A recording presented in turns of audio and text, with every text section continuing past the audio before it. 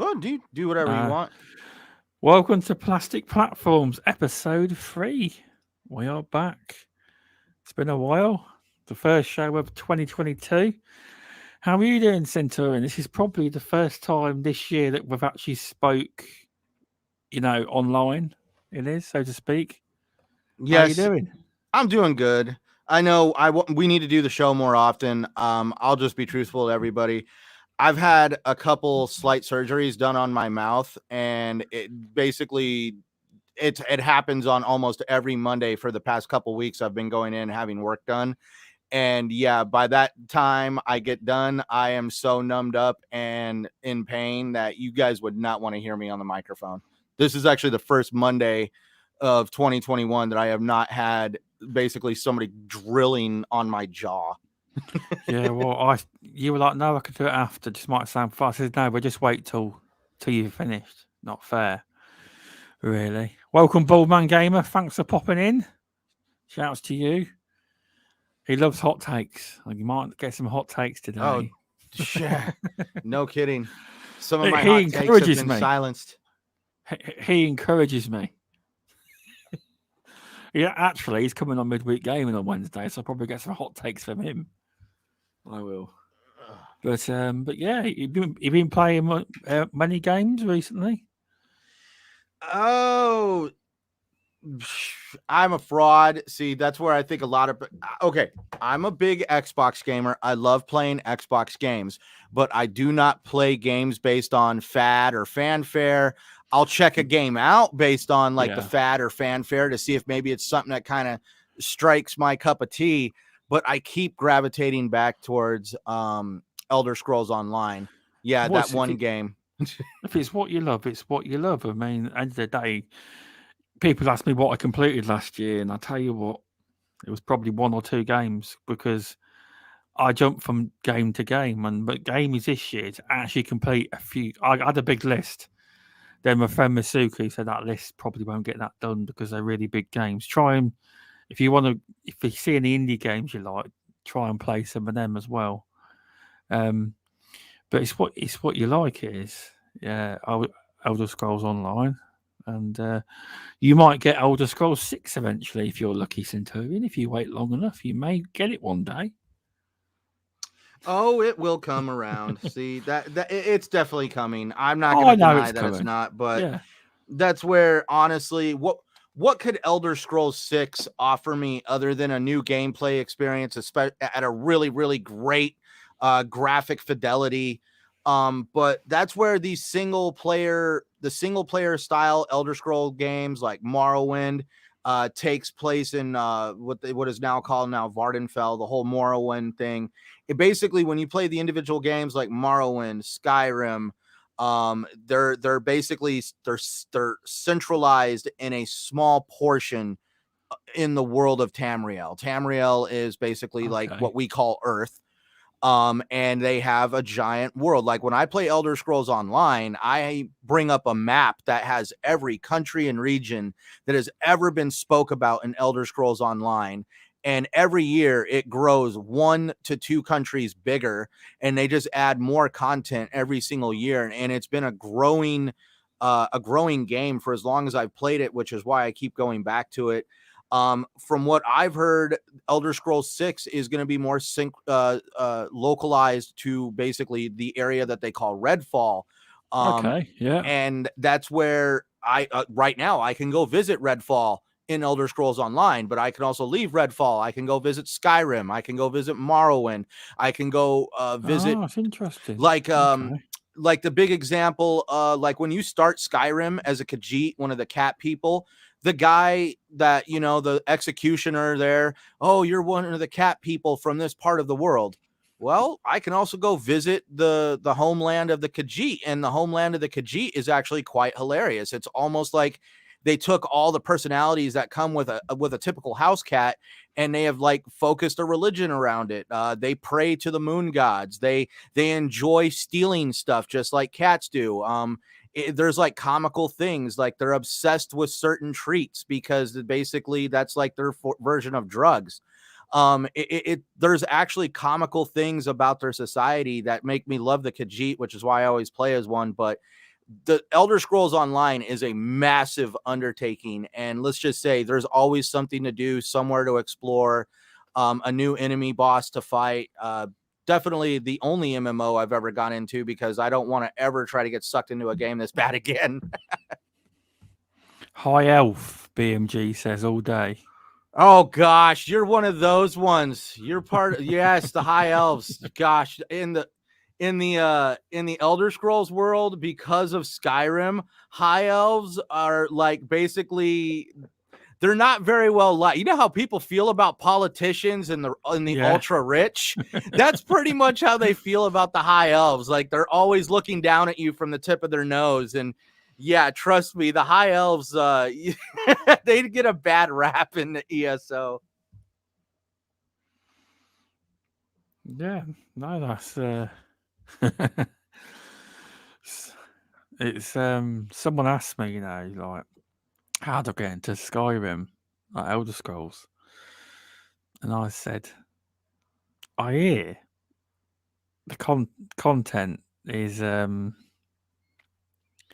just to catch up. I says, if you wanted to catch up to what's happening now, you're talking that I heard it's over 1,000 hours. You what? I was like, we can't moan about not having no content, can you? What, for ESO being 1,000 hours? Oh yeah. Yeah, probably more than likely, because there's a. I got that from you. Oh gosh, yeah, no, yeah. You'd have, like, if we're just talking base game when it first came out in, like, I think it was like 2015 on console. It was just basically the main story and the 3 faction stories, and each one of those is a long undertaking. And then now they've expanded the game every single year. Like, you really would have to stop playing everything else you're playing and almost like make a job out of it to be able to get caught up. And I've been playing for a very long time, and I still have yet to even start the last expansion that has to deal with the Gates of Oblivion. I need to get into that. I'm completing a few things. I'm getting the other expansion finally ironed out, and then I'm going to start going on to that, because I really want to get it done before June, because I think that's when the next expansion comes out. Is the next expansion always comes out about June, July of every year. Okay. Well, there's one thing people can't moan about is content. Content with that game. And if you spend money in it, it's obviously money. Well, I know you spend money. It's money well spent, because there's value for money there. That's what people like, value for money. And that's where the whole like, you see people, like, no offense, but you see people talk about how egregious microtransactions can be. And like, we're talking over simple cosmetic items. Yeah. And I'm just like, man, you've never played ESO. I mean, I've literally flipped out $3 just to flip someone the bird. And it's a gag emo. The character pulls a bird out of his pocket and he throws it up in the air, and the bird does a flip and he catches the bird, and then he points at you, and it made me laugh so hard. I was like, yep, that's mine. I'm getting that. Well, if you want a bit of fun, if you want to play it, you can. Microtransactions are only. It's always a hard area, microtransactions, because they'll always be here. They will be here forever. Like I'm guilty of it. When I used to play Gears all the time, I've sometimes spent loads on. Even though I moan about it, I've spent skin. I've spent money on them. There's a market for it. It's big business now. But so there's one microtransaction that would completely blow people's minds if they've never played ESO. It's known as the ESO Plus membership. It's a $15 a month membership. And I have it. I'm not going to lie. I'm not over here rolling in money, but it enhances my experience in the game. For $15 a month, you get access to a bigger inventory for your personal character. You can actually carry more stuff. The reason why I say that is because if you don't have this membership, all the materials that you use for crafting go into your main inventory. if you have Yeah. an Okay. ESO Plus membership, you actually have what's known as a craft bag, and all your crafting materials go into this craft bag. And this craft bag is unlimited, is an unlimited inventory for crafting materials. You could literally completely box yourself in that game with crafting materials if you didn't have this subscription service. So if you don't have it, I have friends that don't, and they are very specific on what crafting materials that they acquire because they don't want to soak up all their inventory. But for me, I run around and pick up anything and everything. But also it enhances your inventory in what they call the bank, because there's banks in this game, and all your collectibles and the stuff you want to hold on to go into the bank, so that way you're not eating up your character's personal inventory. By having this membership, it makes your inventory a lot easier to work, but you also get like a higher percentage of gold and drop rates on certain stuff. You get discounts in the store. And also, though, they give you 1,750 of their in-game currency every month when your subscription renews, and the currency itself is actually worth the $15. So that's where they actually, so it's basically if you were to buy the currency once a month for $15, that would cover your ESO membership. And that's pretty much where it does, is like every month I get my currency, I buy things that I want in the store, or they even have loot boxes. They call them crown crates. I mean, I'm just used to microtransactions. This is why they don't bug me. Oh, that's fair enough. That is. I mean, this time a while ago, we thought that what's it called? Microsoft trying to acquire Bethesda was a big deal. Now we've got some news we haven't spoke on. I'm using the correct word in here because it's not official. I know a lot of websites, videos, etc. Now Microsoft are trying to buy Activision Blizzard for reportedly $68.7 billion. What did you think when you first seen this news? Did you think it was a joke online? Because I did. I was like, well, this can't be real. Proper legal jargon would be referred to as looking to acquire. Looking to acquire, then. But at least it's better than has bought. Oh, yeah. I mean, when you watch the, gone through, it's done.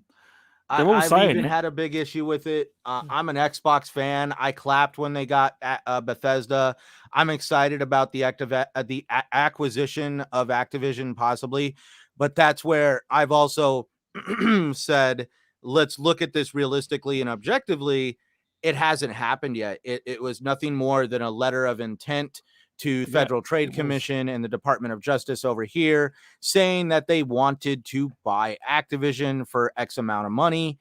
And that's where it's a very interesting time that Microsoft is deciding to make this purchase, because everybody wants this deal signed, sealed, delivered. It's going to happen. It's going to happen. What were you going to say? Well, I've heard people say it can be done by Christmas. Yeah, right. So this is where, okay, for starters, this is where I get sucked into learning about legal jargon. And the reason why I enjoy learning about legal jargon is in my spare time here in Arizona, I actually help people clean their criminal records. That's its own story in itself. But yes, I sit down and I actually show people legal ways of dealing with the legal system out here in Arizona and actually dealing with your criminal record. It's actually, it sometimes can be a very headache of a process in understanding a lot of terms. And that's why I just learning about law and now with the United States in this whole situation, what people don't realize is just even a few days ago, the administration, the presidential administration, I won't say his name because when you say certain political people's names, you get people that just lose their mind. It's quite interesting. And I'm not politically affiliated with any political party. I guess what you would call me as an independent here in the United States. They actually just a few days ago came out to the Federal Trade Commission and said that you guys need to readjust how you review these purchases. I actually think that what Microsoft did caused them to actually send this out to the Federal Trade Commission, because they see that the internet is becoming a very large money-making machine. This is why the administration started going after digital purchases over, like, I'm pretty sure you heard it. Anybody on platforms like eBay and other online platforms, at least here in the United States, if you make over $600 in a year, you get 1099, and basically everything gets reported to the IRS because they want their tax money. And everybody had something to say about that. Well, basically they're going after scalpers. They're essentially going after scalpers. Scalpers have made thousands of dollars selling these consoles, graphics cards, sneakers, all sorts of stuff. They are now going after scalpers. That's a good way of doing it. They could be, our government should be. I don't think they've mentioned it, but that would be a good way of tackling the buggers. It would be. Exactly, because now you're basically saying, hey, you're making so much money. Now the $600 thing, that's open for debate. I think that number is a little low, but the only thing is, though, if you're making thousands of dollars, you're essentially conducting a business. And the guy I work for, like, I've even made the argument with him. He's, they're a middle class family just trying to run a business. And I said, how is it fair for him to go through quarterly taxes every 3 months? And there's people out there that are making sometimes just as much money scalping stuff, and they somehow think that they're exempt because they're selling online exclusively and they're doing this, that, and the other. It comes down to, if you're making a certain amount of money, at one point you just have to accept the fact that you're running a business. And it's because of stuff like this, they're starting to want to change the rules and reevaluate rules, because they're seeing stuff like Game Pass on the Microsoft side pick up. And we're seeing things like the metaverse and what are those? NFTs? NFTs are starting to come around. So now this is taking a notice of government regulators from governments all around the world, but we'll stick to the US. They are now wanting to reevaluate how these companies are buying stuff. And now that's where people, when they hear the word monopoly, they think that the definition of monopoly is basically written on a piece of paper somewhere in these government regulatory agencies. And basically, if it fits on this definition, it's a monopoly. But they don't realize that actually the term monopoly was not generalized in any legislation. It just says the word monopoly. And the dictionary definition of monopoly doesn't exactly fit. So basically, in the Department of Justice and the Federal Trade Commission, a monopoly is based on the determination and opinion of the agents involved and the judge presiding over this whole thing. There is no black and white definition of what a monopoly or antitrust really is. Now, from the sources I listen to, I love listening to a guy called Richard Hogue. He does a show called Virtual Legality. He really doesn't think that they're going to get nailed on the monopoly thing or the antitrust thing, because it is the industry is very broad. There's a lot of players in the industry: Google, Amazon, Tencent. There's a lot of publishers involved. There's a lot of developers involved. There's like gaming. No company really releases a game that's exactly like someone else's. So there's actually a large range of competition. What it is, though, that they're focusing on is Microsoft, on how it could have financial damage on other companies. We already saw that as soon as it got tweeted out that Microsoft was buying Activision, Sony lost almost $20 billion in stock. It just from a tweet that said, we're going to try to buy Activision. Did you say 20 million? Billion? No, 20 billion in stock. I thought it was 20 billion. Yeah, it was. Yeah. No, it was $20 billion in stock, which caused Phil Spencer to come out and say on Twitter, hey, we've been talking to Sony leadership. We're wanting to keep Call of Duty on the platform and blah, blah, blah.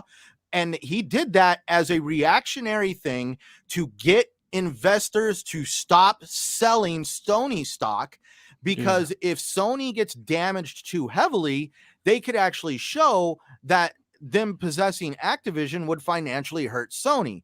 which has Oh, basically okay. led me to the belief that, for starters, I really do believe Call of Duty is going to stay multi-plat. Now, is there a way? Well, I know you're not a legal expert. You probably heard him in multiple videos. Is there a way, if US regulators thought that Microsoft wasn't telling the truth, they could write something in saying that this game must stay multi-platform in the contracts? See, that's Is what they call a concession. They are allowed to declare concessions. They are allowed. They could come in and like Richard Hoke came out and said, well, it was an example. He was only grabbing it out of the air, but he was just saying, hey, you can buy Activision Blizzard, but we don't like you owning King, so you're going to have to get King out of the deal. They are allowed to make concessions, and that's one of the I wouldn't be surprised if there was a concession that stated that Call of Duty had to stay multi-platform, because the problem is that game actually makes up a fundamental part of Sony's income. They rely heavily on Call of Duty titles for PlayStation Network. It brings in a lot of revenue. You're not allowed to come in and buy something that could basically damage or cripple a company and put them out of business, because that basically falls under the antitrust side of stuff that's outside of the range of a monopoly. They just don't want you also putting somebody out of business for the sake of putting them out of business. And that's where we also got to remember that Phil Spencer's statements towards Sony, they see Sony as a fundamental part of the gaming industry. They see Sony has a very large importance to the gaming industry. They also, if you think about it, are doing something completely different than Xbox. Over on Sony's side, they are geared more towards creating games and experiences that are like a cinematic movie experience. And a lot of the games that they focus on are also based on pop culture, cinematic television stuff like that. You know, we got Marvel Spider-Man.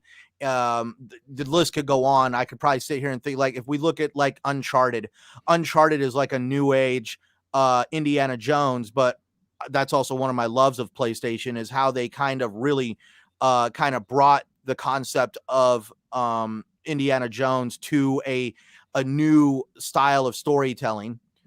But when it comes to Call of Duty, I don't foresee Microsoft from wanting to hold that back. That one franchise. I'm not talking about the rest of them. I'm talking Call of Duty, because one, it's a great experiment to see the idea of having a multi-plat game on different platforms. Like, look at Sony with MLB The Show.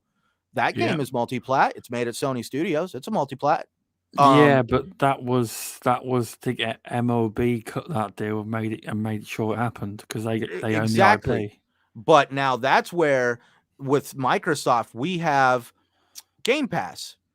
Game Pass makes it to where, over on the Sony side, they could leverage and say, hey, we want Game Pass on Sony. Like, I can go get Crunchyroll right now on my Xbox. Crunchyroll is owned by Sony. And I'm wondering if by some chance they would be able to finagle their way and get Game Pass on the Sony thing, where it would have a very reduced to mediocre library of games. That would probably, I've heard one person even suggest that it would focus mostly on Activision titles. Or you could pay $70 for your game, because we all know that's starting price of PlayStation games now. Or you can go and pay your $10 to $15 a month right now. We won't even get into this. If this deal goes through, we could see Game Pass potentially going up to $20, but we don't know until that happens. But at least right now, with the way Game Pass is priced, you can pay, if this deal goes through, you're going to pay $10 to $15 a month to have access to these games. At least with a Call of Duty title, you're going to need to pay that $15 a month, because you're going to need your Xbox Live service to play online. So we'll say it's safe to say you're probably going to pay $15 a month. So, I mean, like really, what consumer, I'm sorry, but if your brand loyalty is just because it's PlayStation, I'm sorry, but that's very weird, because what person who's responsible with their money is going to say, I would rather pay $70 over there than $15 over here? That if you throw brand loyalty out the window any person who's responsible with their money would rather go for that $15 option if they're not looking to own Call of Duty. No, And I agree with you. that's definitely something that would be exclusive to the Microsoft side, that playing those games would be more affordable. And also being a Game Pass subscriber, you get discounts on the currency and certain, I could go buy my Elder Scrolls currency for 10% off because it's a Game Pass game. That would be the same thing with Call of Duty. The currencies for those games would have like a 10% discount on the Xbox side for being a Game Pass member. Meanwhile, over on PlayStation, it's going to be full price games, full price currency, full price everything, unless there's a sale. And that's where I believe with Call of Duty, you have a great chance to do an experiment to see what would it be like for Microsoft to have a multi-platform game that they nourish and grow. Because we saw Phil Spencer get promoted to a new title of CEO of Microsoft Gaming. That doesn't shoehorn it into, oh, he's just for Xbox. He's now Microsoft Gaming. What is the reach of Microsoft Gaming? Are we just talking? That is where, because I think many people misconstrued what Phil once said, and Satya Nadella. Everyone construed it that, I believe, even though they never said it, they never said we want 3 billion gamers on Game Pass. I think what they mean is they want to reach that kind of target. No, over all of their Microsoft gaming products, whether it be Xbox, we play Xbox, you just play the free-to-play games, whether you have Game Pass, whether you're on the PC, on Game Pass, but Game Pass will really struggle on PC. I don't care what anyone says, it will struggle. It still is struggling. Because PC gamers really, they have a different mentality to us. They will just buy games. Steam offers sales ridiculously knockdown rates for games all the time. I think they're going to struggle. They're trying with PC, but I think they're going to struggle. I think if this Activision deal does go through, if they actually get King, well, there's millions upon millions of what they would qualify. If you've got a mobile and you play Candy Crush, as far as Microsoft's concerned, you're a gamer to them. Because I believe, I could be wrong, but out of all of the companies they're buying with Activision, the most profitable one, I believe, is King, the mobile developer for them. So I think when they mean they want to reach 3 billion, they mean over all Microsoft gaming products. And I don't know if I'm right or wrong. You may disagree with me, but because everyone already calls Game Pass, will they just call it Game Pass in the future and not drop the Xbox and just call it the Game Pass? Well, I don't know if they're going to ever drop the Xbox. Having hardware let's just say hardware. No, sorry, I just meant in the name. Just call it Game Pass instead. Oh, instead of calling it Xbox Game Pass, just call it Game Pass. Most people just say Game Pass, don't they? Game Pass. Well, I think it would actually probably go more towards Microsoft Game Pass, because if you really think about it, they would still want that company association. So I wouldn't be surprised if on other platforms you would see the word Microsoft Game Pass instead of saying Xbox Game Pass. Yeah. But that's what, because even if you look at it, it doesn't even say Xbox. It doesn't even say Game Pass. Xbox Game Pass is specific to Xbox. Looking on, but they also don't call it Xbox Game Pass on the PC. They just call it PC Game Pass. Actually, if you read the logo, obviously it just says Game Pass, but that's because the logo means Xbox. It right. Does. But now I'm probably completely wrong, and they probably will leave the Xbox. Probably will leave the Xbox name in there, but one area. I mean, because everyone, I'm going to bring it up because BMG told me no one's talking about it. Phil Spencer mentioned that now there's 25 million Game Pass subscribers on Game Pass, which is quite an achievement. I mentioned it in my last video. I mentioned it. You did, but he's on about in podcasting in general. Everyone's like just ignoring it that he actually said it. And while it is a good achievement, all these clout chasers last year and all these insiders, I got my sources. It's already at 25 mil. It's going to be at 50 mil by the end of the year.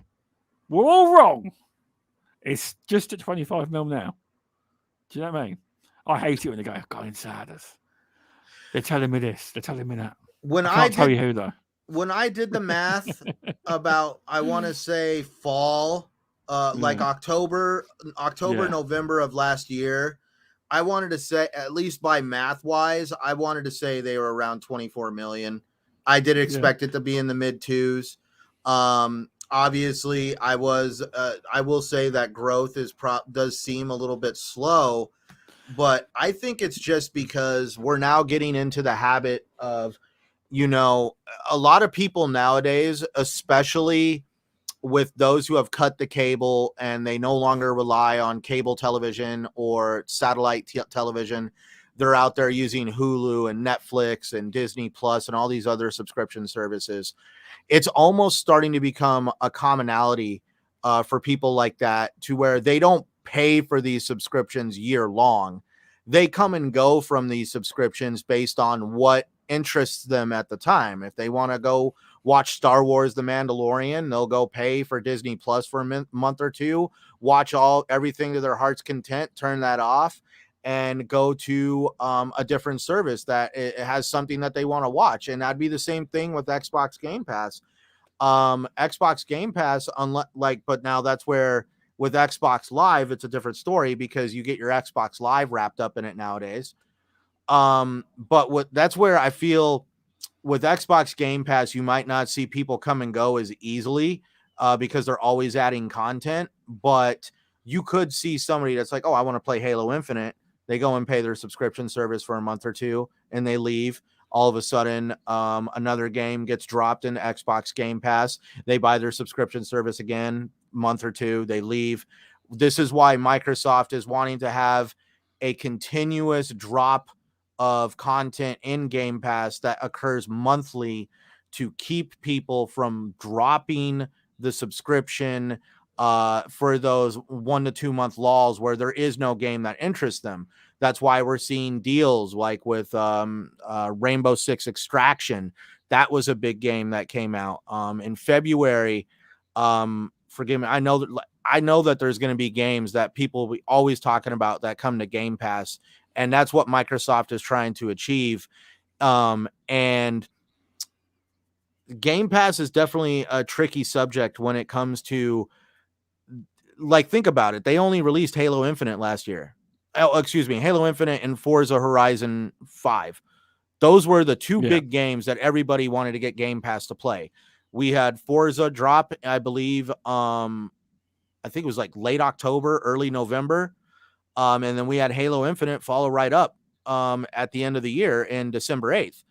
So they probably saw a huge uptick in numbers for like the last 2 or 3 months of the year. And that's where I think Microsoft is now trying to figure out how to keep those numbers ticking up every single month, every quarter. And that's where a purchase like Activision would give them the content to be able to do that. That's true. It would definitely fill the content gaps because there are still gaps and that would help fill them. I don't know whether they could put all of the a lot of the back catalogue will probably go in there when they can. And obviously, there's certain agreements in place that will be that. It doesn't automatically mean that every game they've made will go in there. It depends on what the licensing is on certain games. But it will certainly fill up the gaps in content in Game Pass. It will make it even more of a hard to say no to or hard to cancel because it's got so much value. But I reckon, because you mentioned that the price may go up at Game Pass. Now, I wouldn't say Microsoft would be that brave until they probably hit 50 to 100 million subscribers. Although it sounds great, but I think they will wait until they've got a higher player base already. I also like the fact, though, that everybody compares Game Pass to the Netflix of gaming. And it's really not the Netflix of gaming. Netflix actually offers nothing but viewership for for the money that Netflix makes. Netflix is only a streaming service. That's all they do is streaming. Meanwhile, with Xbox, you can buy stuff on a digital store. There's Game Pass. They also sell games physically to this day on certain titles. There's just other avenues for Microsoft to keep that money train going in. And with Netflix, I'm pretty sure everybody sits back and watches Netflix trip over its own 2 feet at this point, because almost every year, like, they're raising the price. They just raised the price of Netflix again. And as a result of raising the price, I think, like they said, that Netflix lost like something like 50 million subscribers. That's a lot, Netflix, that is a lot. You know, they're still the number one streaming service, but they're Disney Plus and other subscription services are catching up quick. And all Netflix can do to try to keep up is create content that costs a lot of money to produce.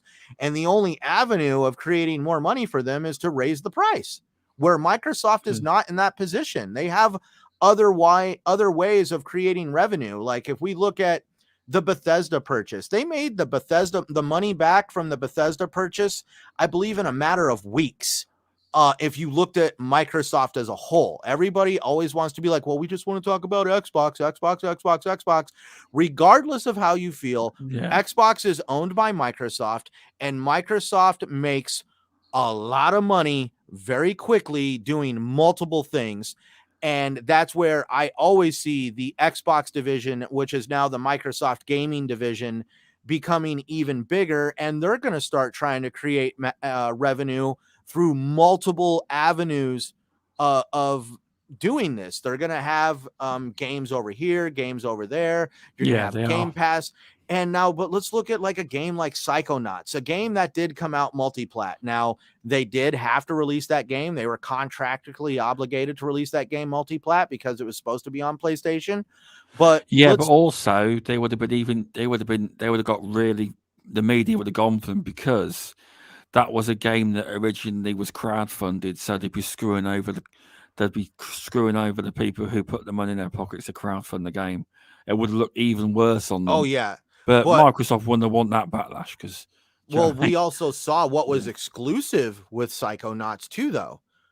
Psychonauts, for starters, only came out on the PS4. There was no PS5 version, and the PS4 version did not function at 4K. It was actually at like 1440p or something like that. It was not basically considered a native 4K game. Meanwhile, you come over on the Xbox Series X, that game, velocity architecture, 4K resolution, the game was graphically superior because of Microsoft saying, well, all we owe you is a game. We don't owe you a premium version of that game. We just owe you a game. And that's where, if you go play Psychonauts 2 on the Xbox, it's a totally different experience.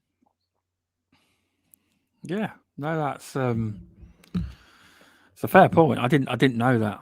I didn't realize that about the Psychonauts version on the PlayStation side. Oh, that's why all the PlayStation guys were making fun of it, saying, oh, this is what you pay. You know, the game looks ridiculous. It looks horrible. And that's where they didn't realize that over on the PlayStation side, that's what you got. And it's kind of funny. That's where these contracts only say that we want. I'm curious what's going to happen with Deathloop. Deathloop is going to be a very interesting one to see. They owed Deathloop to PlayStation. That was 1 year exclusivity. I think that exclusivity runs up as September of this year, and we're going to see Deathloop come to the Xbox console. It's interesting because PlayStation have, and I bet Xbox do this, because they all do the same kind of. I know everyone tries to make out. I'll just a friendly pest. Welcome, thanks for popping in. Nice to see you. Hope you're doing well. Everyone says that PlayStation's contracts are more egregious, but in reality, that they're all just as bad as each other. But a lot of contracts have, like PlayStation, actually put in their contracts the exclusivity window, but they also put a different clause in that says if they wanted to extend the exclusivity period, they should be given first refusal to do it after the just before the period ends. So I believe that's what happened with Final Fantasy on the Xbox. They had full exclusivity, then they got offered another time period to do it, and now by the looks of it, they've probably locked down every Final Fantasy game coming to them in the future. And that's where I have to kind of think it's interesting. Everybody always like, oh, PlayStation organically grows games. They buy exclusivity just like other companies do. But let's really can we put a dollar amount on how much Sony has shelled out for individual exclusive games? Now, what would happen if they took all that money that they have been trying to keep games off of Xbox and they were to put that in a giant pile? How much money would they have, and could they buy a company like Activision for that kind of money? Exactly. See, the thing is, you don't know how much it costs for exclusivity, because people might say it's a lot of money, but see, obviously Sony is Japanese, and I looked it up. I believe Square Enix is also Japanese, and they have a lot of, how as you say, they're very patriotic to Japanese companies, and it could just be they just like them over any other company. The exclusivity might not cost a lot at all. It's just the way. Seems the Japanese companies seem to be back in the Asian, the Japanese companies, and it's like the West versus Asia. Do you know what I mean? It's been West versus East for a very long time. Because PlayStation's they've got multiple Japanese developers that they're not actually signed a contract to say their games are exclusive, but they only release their games on the PlayStation. You just got that blind loyalty because they're very, very patriotic. The Japanese are. People don't realize that about them. They are. Oh, and welcome to the dinner. There's also a lot of. I'm sorry, you were welcoming somebody. My bad. Welcome to the dinner. Thanks for popping in. Do you want to say hi to Jenna and the friendly pet? What's up? Hi. Well, thanks everybody for tuning in. Really, I mean, seeing people come in, check us out, that gets me always excited. I'm very long-winded, talk a lot. Hopefully I don't bore people. But definitely thank you for joining us. It's always great to have people that take interest in the conversations me and Stubbsy have. Yep. Hear me talk crap. So apparently I'm not a true Xbot because I'm not going to feed into the idea that Microsoft has already acquired Activision. They're already over there putting new carpet in as we speak. No, I don't even like the term Xbot or pony. I don't. I hate it. I hate the term because if you use that term, you literally are a fanboy. Xbot and pony isn't needed. People are gamers, regardless if they are just like Xbox or just like PlayStation or they're like all systems. They're just gamers. They're not Xbot. I hate it. Obviously, the only Xbot we know is the real Xbox 448. Good guy. Yes, and he is like one of the only times I'll actually call somebody Xbot, because to me the terms Xbot and pony are just like every derogatory negative label that is designed to paint somebody into a negative corner. There is nothing positive about those terms. It's to basically somehow label somebody in a way that's almost derogatory. And there's plenty of derogatory labels that have been oppressing people for thousands, if not hundreds, if not thousands of years. And that's where I just have never been a big fan of derogatory labels, because it just paints people into a corner that they just don't deserve to be. Just because you like Xbox doesn't mean that you're an Xbot. And also, just because Xbox makes a game doesn't make it shit. It's just a game. Exactly. It's all that matters. It's well, I've noticed it recently on a lot of podcasts. There's been a lot of people who, I've never seen before. These new accounts have came from. It's like there was someone in Bitcast on Saturday or Sunday. Sunday. I can't remember what the very Bitcast. A very good podcast. They actually had one of your favourite creators on there. Hoag's Law was on as a guest on that podcast, and a lot of people turned out for it. And a lot of them were in chat, banging on about all fanboy terms. In the end, I think they blocked him from chat because I kept going. You've got the wrong show if you want that kind of interactions. You need to go somewhere else. And even like Ains said, if people want to come in here to do fanboy, and this isn't the place to be. So ever since the invention of Game Pass, everybody became a financial expert and a stock trader. And now that Microsoft has started purchasing companies like Bethesda and now Activision, we have gone from financial experts to antitrust lawyers. So everybody all of a sudden is an antitrust lawyer. Yeah, everyone is. And that's what he said. That was why Ains tried to get him on. He said, recently, I didn't realize everyone is now a lawyer. They've all got degrees on Twitter and YouTube and everything. So I thought I'd get a real lawyer on the show to talk about it. So it's just crazy. But at the end of the day, if this acquisition does go, I use if because nothing's guaranteed. But if it goes through, I mean, when you think about it, though, the amount of IPs that they literally are going to acquire, they have more. This is funny. It used to be they were on the studios. Well, now they technically haven't got on the studios. Now, hear me out before you react, Centurion. I believe there's a list that's as long as your arms. IPs. They've apparently got more IPs now. If this goes through, this acquisition, they have studios. They've got more. The Xbox has too many games, too many IPs. They haven't got enough studios to make the games. See, and that's where the sky's the limit for these studios and that want to work on these games. But now the way you say it like that, like go on Wiki right now and look up Activision's release of games from the 90s to 2021. In the 90s and the early 2000s, they were everywhere. They were releasing anything and everything they could, whatever license they could get, because there was Marvel games. I even like you said, Crash Bandicoot, Spyro, Starfield. I mean, not StarCraft. Sorry. Just Tony Hawk Pro Skater. Activision was everywhere. And then Call of Duty started. And they saw the interest in that. And then all of a sudden they're like, well, we want to start now turning studios into support studios. So you're no longer going to work on games. You're going to work on Call of Duty. And a community member, Kay Asante, he said it best the other day. He called it the Call of Duty salt mines. And we saw the birth of the Call of Duty salt mines in the Xbox 360 era. Towards the end, when all of a sudden they started being like, well, we're going to start now funneling some of these studios into support studios for Call of Duty.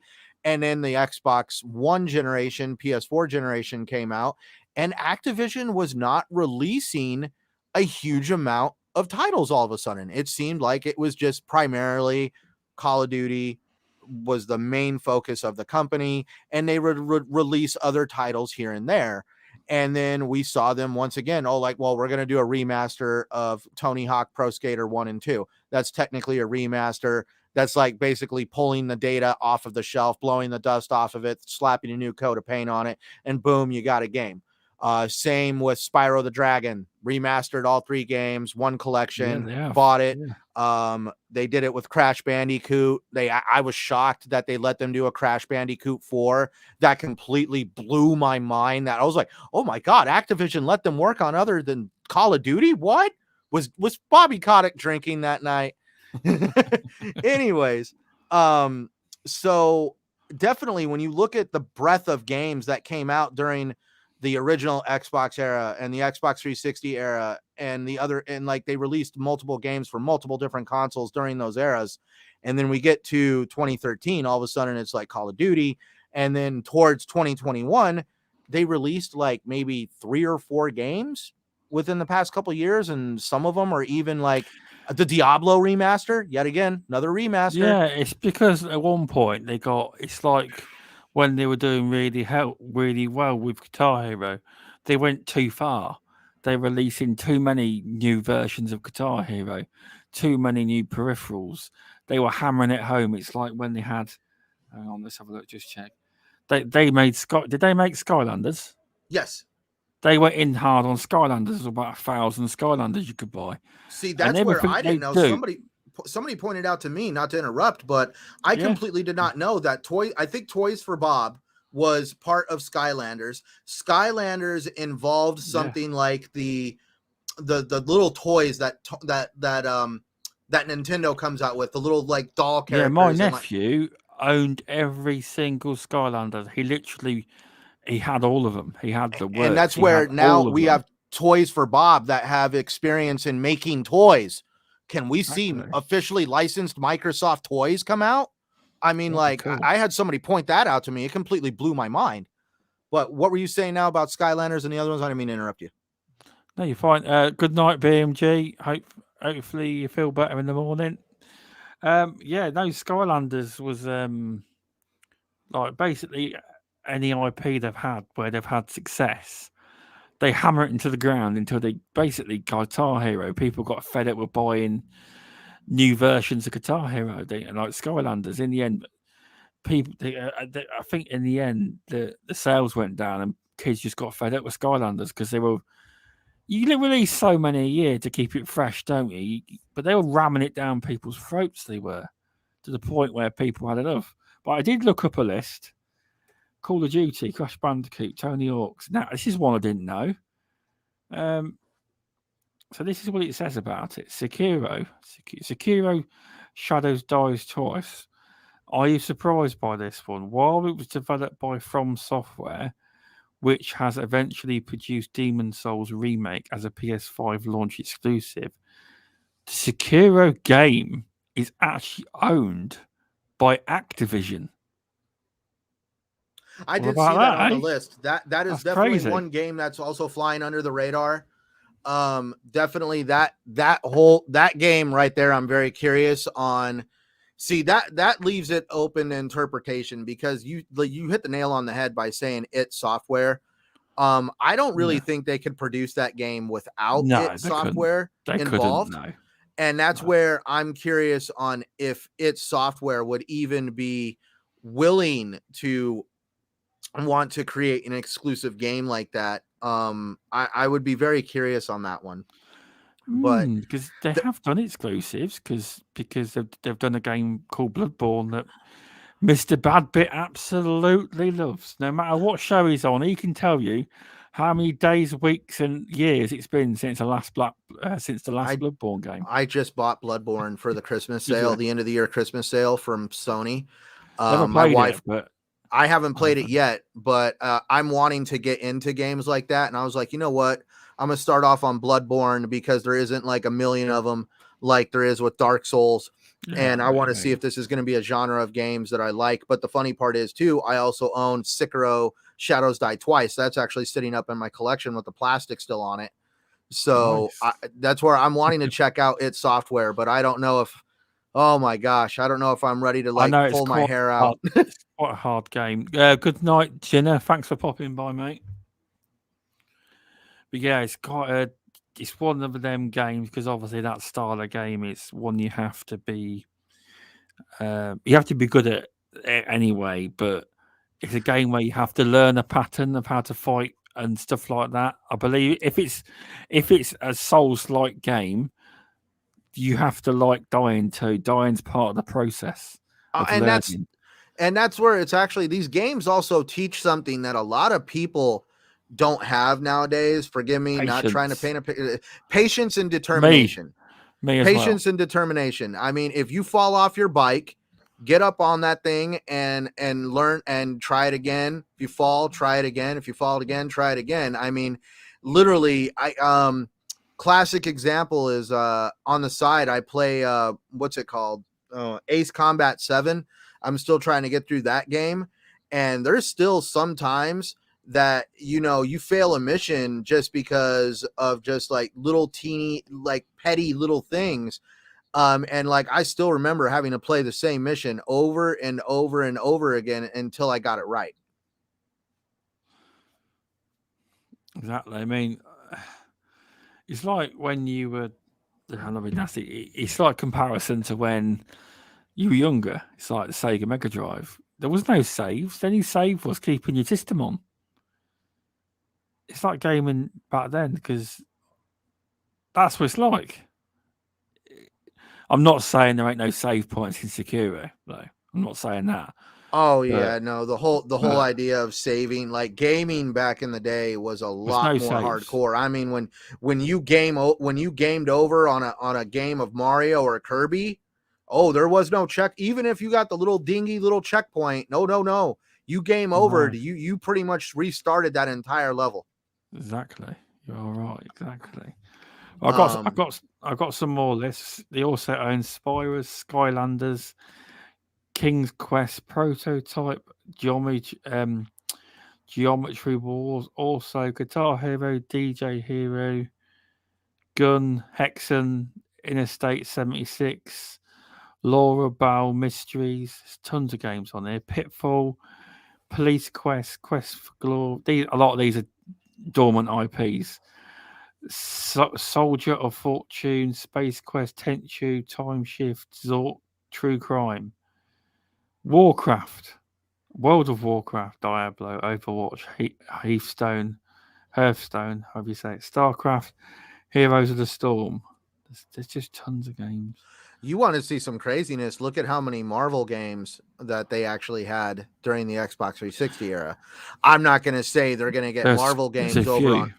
I'm not saying that they're going to have Marvel games all of a sudden on Xbox anytime soon. All they need to do is pay them. Marvel are open to the idea of letting their IPs have games. All they need is a deal. If you approach them, Microsoft could approach them, Phil. And you pay money, they will give you rights to a game, and you could have a. That's all they need to do. It's not that difficult. The difficult part for Xbox would have been what studio would they use?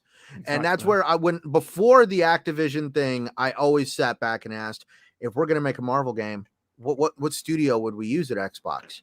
Like, what studio do you feel has the pedigree and the experience of working with something like that? And I didn't really have any that just like rolled off the tip of my tongue. But now if we look at Activision, Moon Studios did Dreadpool. That's it, yeah. Which was a very successful game. It's sadly delisted now because it contained licensed content in it that was only available for a certain amount of years. But now, could we see a comic book style video game from, I'm not going to say Marvel, we could see Dark Horse Comics, DC, we could see a Marvel. I'm just saying something from that avenue of entertainment could all of a sudden appear on the Microsoft side, because they now have studios that could be under their umbrella that work with games like that. Yeah, that's true. It is. It is. Yeah, they haven't got any. See, before like Insomniac Games made that real successful Spider-Man, they hadn't made a comic book game before that, and obviously now they're the bloody guru experts in the field. But there's that studio, but I hate saying this. I think, oh God, I hate Coalition could probably do it, but then again, Coalition are used to doing photo realism, so they might struggle. But they are a very talented studio. But yeah, it's more like comic book style. I don't know who could do it. If it weren't, if you were looking for a comic book game was like Batman, because that's quite photo realistic. It's not as cartoony as Spider-Man, though, is it? It's not that one, but it's a hard one. Yeah. See, that's why I'm just curious what the future is going to hold for games like that on Xbox. Oh no, I don't know. Because obviously everyone's saying just buy WB. Now WB is going through a merger with Discovery currently.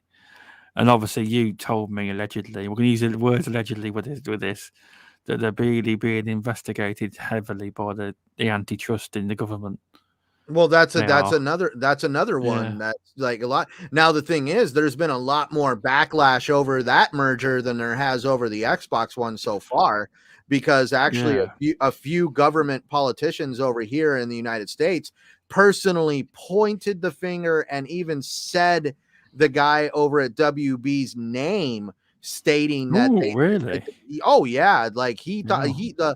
I think the guy over on the WB side had to release a letter deploring, I think it was a letter or like a video on YouTube or something, where he deplored the fact that he was being called out for wanting to have this merger go down. But that's where it's kind of interesting, because they're getting involved with Discovery, and Discovery right now, like let's just use, like, my experience with streaming services go all the way back to the WWF, which is now the WWE, where we I used to have that. We used to have that well, network. yeah, now that's the thing. I had the WWE network from day one to day finish. I actually had it from day one to the day they switched over to Peacock, and then I had to sign up with Peacock, and now I'm with Huh? What? I don't Hmm? get it. Wait a minute. So you can't subscribe just and pay WWE money? No, you go on to What Peacock, the? but here's the thing: because Peacock is a bigger network, Yeah. my subscription went from $10 a month to $5 a month. Oh, that's So well I'm not interesting. gonna complain about that. For $5 less a month, I still have access to the same content, the same pay-per-views, but I also have access to everything NBC offers, because Peacock is owned by NBC. So That's there's a very lot of stuff interesting. on Peacock. Um, Wow.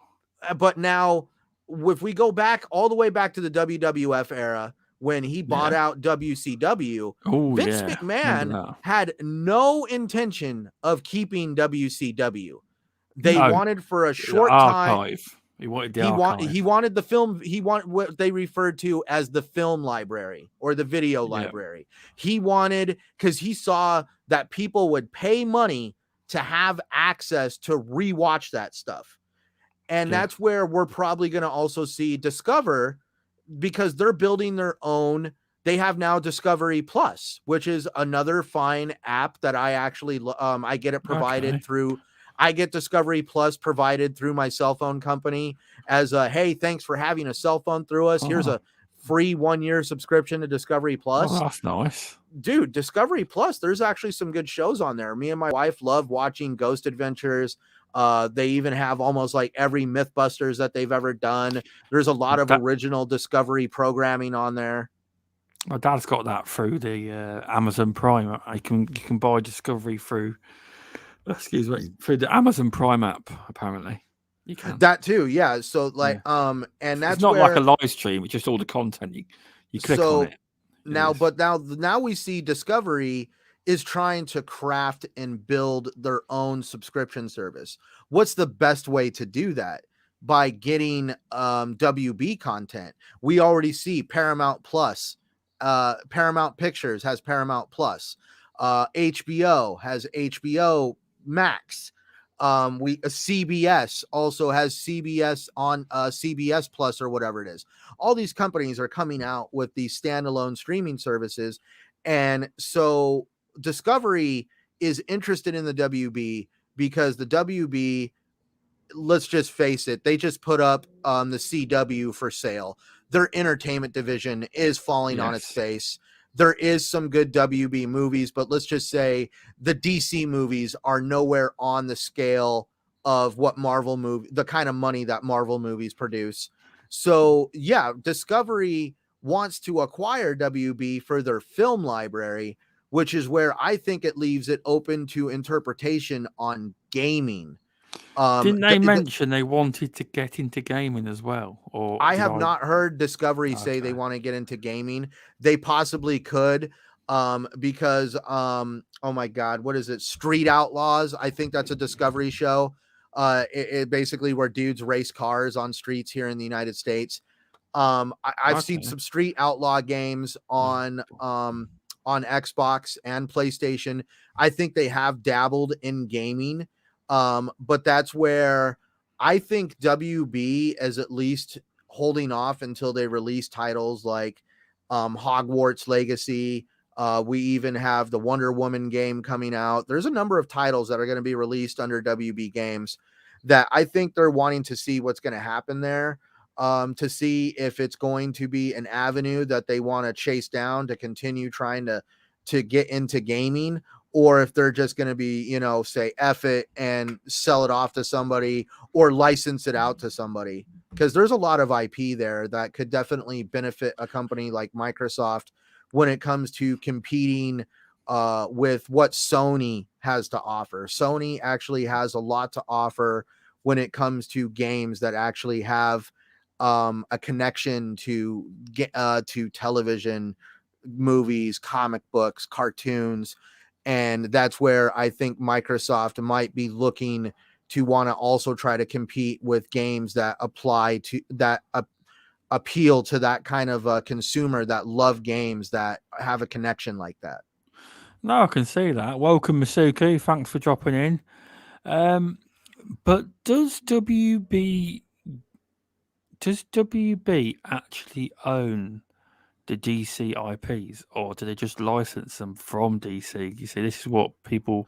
I think It's like because I don't know, because a lot of people have said that even if Microsoft was to acquire WB, they still need to cut licensing deals because WB apparently don't own the IPs. DC own the IPs. See, that's every rumor I've heard about why Microsoft did not pull the trigger with WB Games was because the only thing they were buying was the studios, and that there actually was not much IP under those flags. Most of them were licensed deals that did not come with it, and that's where I've heard everyone say that Microsoft would have been quicker to pull the trigger on that deal if the licensing for those titles actually came along with the studios, which is one of the reasons why I think Microsoft never pulled the trigger with WB Games. That is probably why, because in reality, DC wouldn't want to sell the rights off. They just want a licensing deal, but they would hesitate for Batman to be like, Batman would be the killer game to get, but they would hesitate to keep that, to get that as an exclusive. They would hesitate. But obviously it worked out for Spider-Man, so then again if they ever ask them, they might take that deal up. But I'm going to say right now, I've always held the belief that Disney, it's like sour grapes. It leaves a bad taste in their mouth knowing that Sony was able to lock down the Spider-Man character in the way that they did through a deal a long, long time ago. I'm pretty sure if Disney could have a way of getting that Spider-Man character unclutched from Sony, I think they would do it. yeah, thing is though, you'd think like a company like Disney would be able to find a way of doing it, and they haven't. That's surprising. Well, we all me. know how Do you know what I good mean? Sony writes Yeah. up their contracts. Everybody's always talked true. about Yeah, it is. some of the demands that they make in their contracts, and that's where I think Sony holy cow, I think Sony has done something to make that pretty difficult for Disney. They probably would have done, because Disney's lawyers would have looked at it. I think the way we can get this back, but yeah, I don't know. They may won't be able to get it one day. They might. But One day, I'm curious. I thought they were going to try to do it when they were trying to renegotiate when they were having all those deals about making Spider-Man movies. But one thing I do understand though is if Sony stops making the Spider-Man movies, they default and the IP gets returned to Disney. I could be wrong. Marvel, I'd say it's Marvel, but it's really Disney, isn't it? They own them. I do believe they have to keep making Spider-Man movies. If they stop making the movies, I think they lose the game too. I could be wrong. Because the deal isn't the actual deal and contract isn't out there in the wild. It's just a lot of rumored and people saying it. It's never been official. I've heard the rumor that if Sony ever sells to a different company, the Spider-Man IP doesn't go with them either. That's the one. But I heard that if they ever sell, that it defaults back to the owner, which will be Marvel or Disney, whichever way you see it. but I don't think it was ever put out there what the deal actually is factually from both parties. I think it's people know what it is, but I don't think it's actually officially been on record. This is what it is. Do you know what I mean? I think it's quite secret. See, that's where, but I also see, let's see, I always thought that also Sony was, some of the marketing for Spider-Man wasn't always Sony. Everybody has always said Sony really knows how to market games, and they marketed Spider-Man quite well. Yeah. I still think that Disney or Marvel did more marketing for Spider-Man than Sony did. Most likely it is. Ooh. It is most likely, but yeah, I got called out on Twitter because apparently I said that all the gaming podcasts were covering Activision Blizzard. I'm bored of it, etc. And then we talked about it. And here I am talking about it, and that I actually, because he deleted the tweet, and I caught the screen grab. I know, I don't mind. Not nice. He's a nice guy, and I changed my mind. It is actually fun to talk about. Well, we also hadn't had a chance to talk about it, but we're also not going to feed into the belief that Microsoft has this deal signed, sealed, and delivered. I've heard one rumor that if this deal falls through, Microsoft will be out $3 billion just for even trying. Saying that though, with legal fees, it could be. You know these law for, because like Hogue Law was saying, it depends how many legal teams have got involved, and for you know what I mean. He says he doesn't know. He's just guessing. You know what I mean? He doesn't actually know. He says it depends how many. He says you might consult one legal team and see what they think, and have another legal team working on it as well. Well, these kind of deals, you have a lot of legal, don't you? So that could be right. It could be $3 billion in legal fees even if it fails.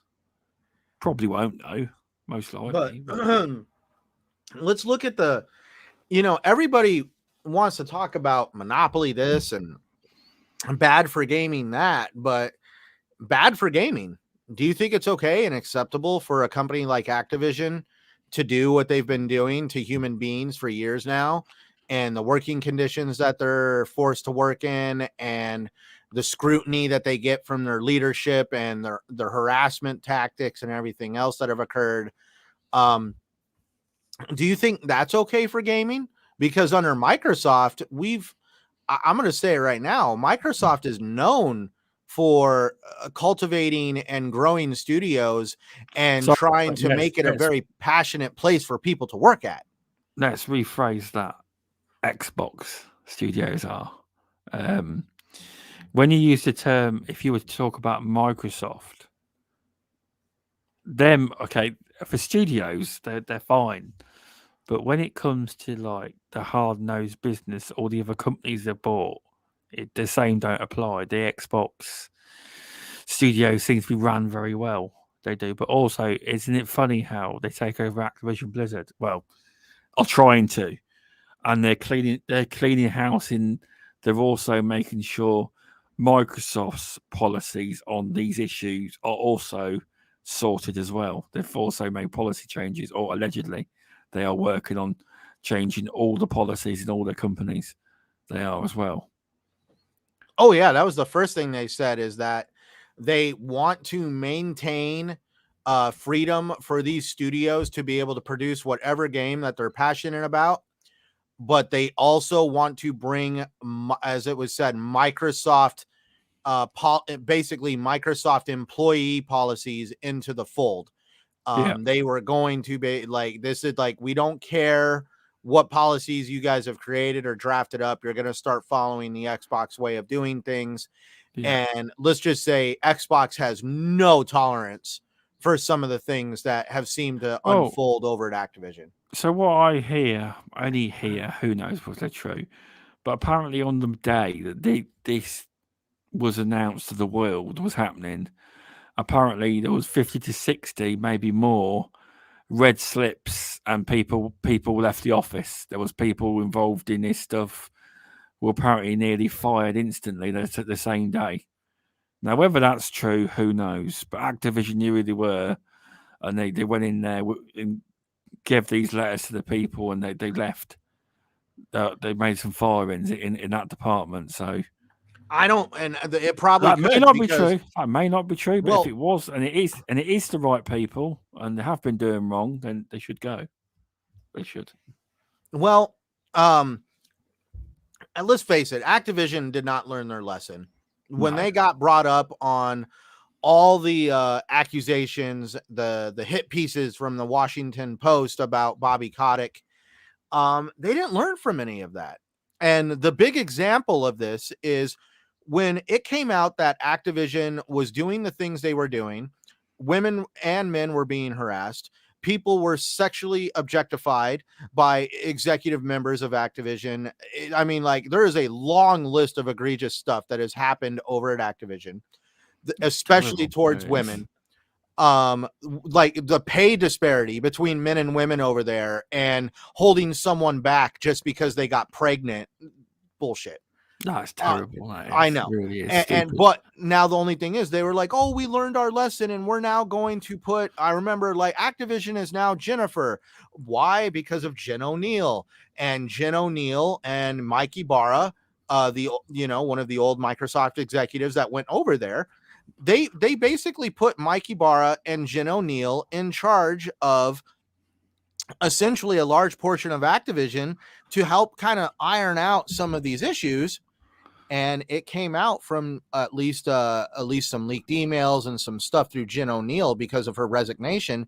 Everybody wanted to know more. Why? Wait a minute. Why are you resigning only a few months after you've been put in this position? And then it came out that there was a pay disparity between her and Mike Ibarra. Mike Ibarra was her equal.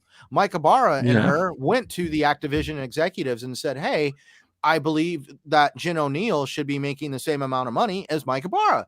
Even Mike Ibarra said that. Nope. They didn't want to have anything to do with that. And she put in her resignation, and they tried to now be like, oh, we'll match pay now. And she told them no. She actually is part of an activist group that fights for equal pay for women. So for her to basically back down from that would be like, no, I'm conceding to a company that tried to do that. I don't need to work for a company like that. And that's why Jen O'Neill left. And this was months after the first lawsuit got released out into the public. So it's just like, if you're not going to change from the moment that literally the lawsuit hits the media and you're months later still doing the same stupid crap, come on. Like, this had to happen to Activision for there to ever be any kind of cultural change within that company. Exactly. It's just good for the staff that work there, the ones that were, the work life will get better. Everything in general should get better. Do you think this is a theoretical one? Do you think they'd bring someone like Sarah Bond in to head up Activision Blizzard under Microsoft if the acquisition comes through? You could see something like that, possibly. I'm not saying her specifically, because I do think that I think she's going to be put in charge of Xbox. That's what I'm saying, but I do think they're gearing her up to either be, because currently there is no head of Xbox. I don't think, unless Phil's still got two titles. Phil was promoted to CEO of Microsoft Gaming. So the seat of head of Xbox is open. So maybe Sarah Bond could go and head of Xbox, and eventually Microsoft CEO will be Sarah Bond. I just think that she deserves a job like that. That's what I think. She does a good job. She does a really good job. As far as I can tell. I've always said that Sarah Bond was always next in line for the position that Phil Spencer was holding over at Xbox. And we might actually see that come to fruition a lot sooner than I thought it would. Because I thought when Phil Spencer departed Microsoft is when Sarah Bond would take over. But now we're seeing that Phil Spencer is going to a completely different role over at Microsoft. And now that's where we're going to probably see her now take over at Xbox a lot quicker than I thought. Yeah, she seems to have everyone likes her, obviously. And she seems to have a very good positive role for the company and does great things. It's just, I always remember and yes, it's exclusive. You know that little soundbite you can hear from a Starfield? And yes, it's exclusive. Now, can you imagine if what's it called? Say in 2024, when if Activision, they own Activision, and she's like the amount of games they could be bringing out, and like they're doing E3 show, and she'd be like, yes, it's exclusive, and she'd be coming out, and yes, it's exclusive. Oh yeah, definitely. I love that soundbite. I do. You know where she's announcing Starfield, because I think a lot of people got it clipped because it's a really good soundbite. She's really good for the company. I think she is. I think she's been geared up to be either head of Xbox or eventually to take Phil's shoes at head of obviously CEO of Microsoft Gaming. But I do think head of Xbox, because currently there isn't one. But at PlayStation, this is the thing. It's a bit weird because Jim Ryan is head of PlayStation. But if you read his job title, he's the CEO of Sony Interactive. It doesn't say he's the head of PlayStation. He's the CEO of Sony Interactive, not the head of PlayStation. But yet, whenever PlayStation comes up, he talks about them. Even on their own streams, it comes up with CEO of Sony Interactive. That's my only thing with Xbox. Will they replace or just have Phil as the overruling person? Because Jim, everyone says, "Oh, he's the Xbox boss." He's Sony Interactive. It is. He's head of. But, he's been there a long time, though. He's been there a long time. You know, I looked it up. Jim Ryan's been there. I know he's not really a gamer. He plays the odd game here and there. He's been with the company since 1994. Yes, when they were launching the first PlayStation 1. Yes. He obviously hasn't been in that position for that long. He's not the overarching boss of Sony. You know what I mean? He's not that. He's not that. He's not. So with how small PlayStation is compared to Xbox, and I'm not talking about revenue, or consoles sold or crap like that. I'm talking about the people that are under his jurisdiction and the studios that classify under that. Let's just say that Jim Ryan is able to have a much larger degree of control over at PlayStation and everything they preside over, just because of the size of the company and how many studios they own. Microsoft at this point has become quite large. They own, I believe, over 30 some studios with Activision included. If this deal does go through, at this point, Phil Spencer would be stretched extremely thin trying to deal with all the studios and IP that would be being produced. That's where something like having someone in charge of Xbox that reports to Phil Spencer, somebody that's in charge of, because they even said they're going to have Xbox Studios, but they're also going to have Activision. There's going to be Activision. Executives at Activision are going to report to Phil Spencer. Executives over at Xbox Studios are going to report to Phil Spencer. I'm pretty sure executives over at Xbox, like somebody in charge of Xbox, would report to Phil Spencer. In other words, basically, rather than everything having to go through Satya Nadella when it came to Xbox, Phil Spencer now has a much larger degree of control when it comes to growing the gaming division at Xbox. And I think that you're going to see different avenues of that division. We're going to see the Xbox division, the Xbox Game Studios division, the Activision division. We're going to see Bethesda, the Bethesda division.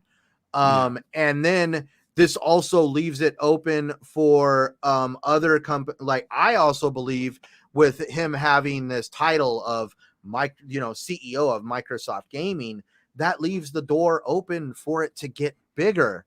I'm not going to say they're going to buy another studio or publisher. They're going to be completely quiet right now while this whole Activision deal goes down. Because if they try to make another move like this while it's going down, then you probably would see government regulators go, what the F?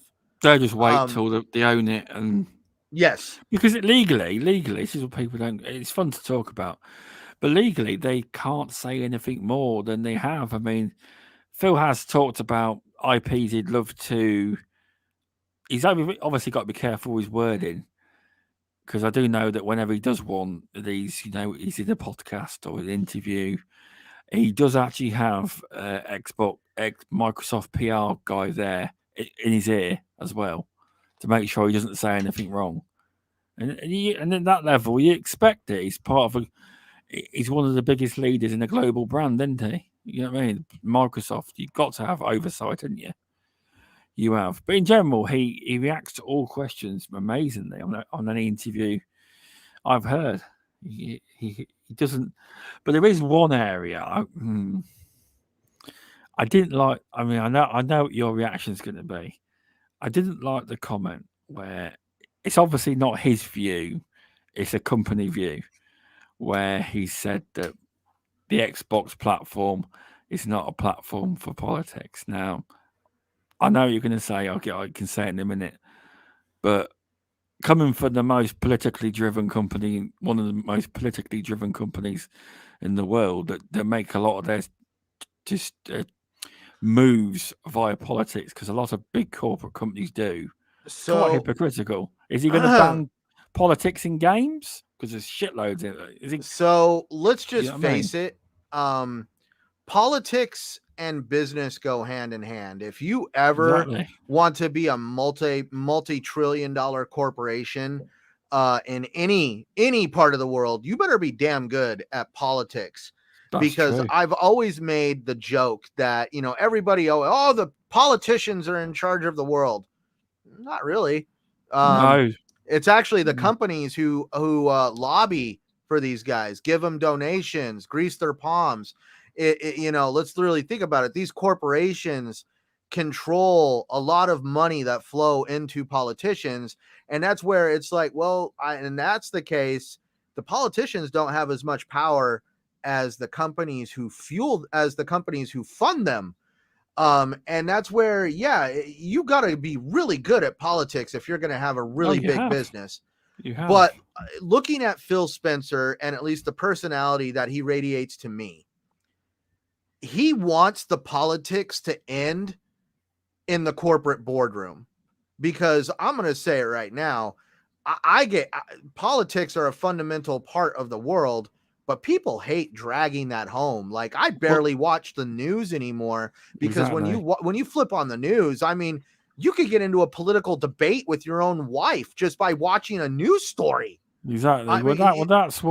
That's what really, in essence, what made Xbox fail to start with. I don't know who the man is. I can't remember the name.